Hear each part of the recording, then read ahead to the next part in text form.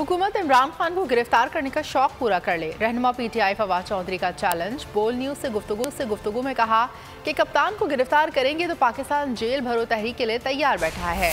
इमरान खान को गिरफ्तार करना या नजरबंद करना हुकूमत के सर में दर्द करेगा।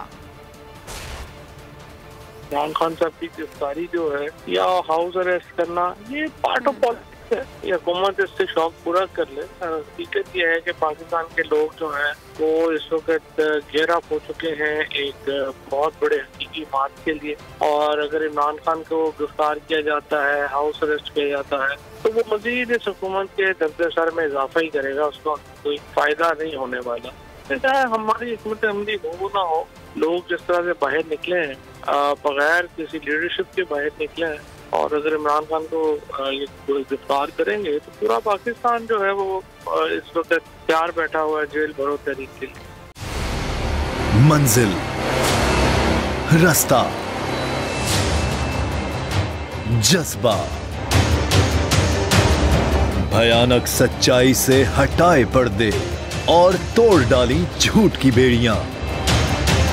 सलाखों से डरना कैसा जब चट्टानों ने पाला हो।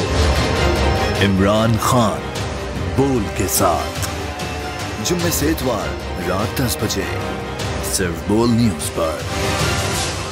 सबसे ज्यादा व्यूज, सबसे ज्यादा रील्स और सबसे ज्यादा रेटिंग के साथ बोल अब भी नंबर 1 पोजीशन पर बरकरार।